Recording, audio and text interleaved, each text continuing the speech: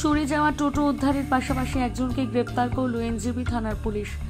ধৃতের নাম বিরাজ বর্মন। জানা গিয়েছে গত 10 জুলাই শিলিগুড়ির এনজেপি সংলগ্ন শ্রীনগর এলাকা থেকে একটি টোটো চুরি যায়। এরপর বিভিন্ন জায়গায় খোঁজাখুঁজি করে টোটো না পেয়ে এনজেপি থানায় লিখিত অভিযোগ দায়ের করেন টোটোর মালিক সাধন হালদার। সেই অভিযোগের ভিত্তিতে তদন্তে নেমে পুলিশে জানতে পারে টোটোটি চোপড়ার দাসপাড়ায় রয়েছে।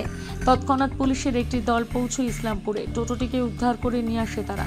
পাশাপাশি টোটো চুরির অভিযোগে ফুলবাড়ির মাজার মোড়ের বাসিন্দা বিরাজ বর্মনকে গ্রেপ্তার করে পুলিশ। ধৃতকে মঙ্গলবার অর্থাৎ আজ জলপাইগুড়ি আদালতে পাঠানো হয়। অপরদিকে প্রকৃত মালিক সাধন হালদারের হাতে টোটো তুলে দেওয়া হয় পুলিশের পক্ষ থেকে। সাধন হালদার, শ্রীনগর কলোনি। আমাদের 10 তারিখ রাতেরবেলা আমরা খেয়ে দিয়ে শুয়েছি, কিন্তু 11 তারিখ সকালবেলা উঠে থেকে গাড়ি নেই বাড়িতে। বাড়ি থেকে গেট আনলক করে দেওয়াল টপকে গাড়ি নিয়ে চলে গেছিলো। গেট ভাঙেনি, কিন্তু দেওয়ালের উপর দিয়ে উঠে ভিতর দিয়ে গাড়ি গেট খুলে গাড়ি আনলক করে নিয়ে চলে গেছে। হ্যাঁ, শ্রীনগর কলোনি। তারপর আমরা সেদিন এখানে এফআইআর দিয়ে আমরা এখানে আসলাম, এসে কথাবার্তা বললাম। ওনারা তারপর ইনভেস্টিগেশন করলো, কিন্তু কালকে রাতে ধরা পড়েছে। চোরটা আমাদের বাড়ির পাশে ভাড়া থাকতো, আমরা চিনেছি আর কি। মানে 1 সপ্তাহ আগে চোরটা ভাড়া ছেড়ে চলে গেছে।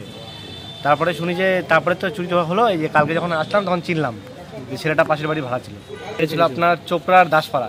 ওখান থেকে নিয়ে আসছে, রিকভারি করছে। ওটা শুনিনি বিক্রি করেছে, কারোর বাড়িতে চার্জে বসেছিল। ওখান থেকে আগের দিন রাতেবেলা স্যারেরা সব গিয়ে ওখান থেকে রিকভারি করেছে আর কি। খুব সুন্দর, খুব ভালো কাজ করেছে।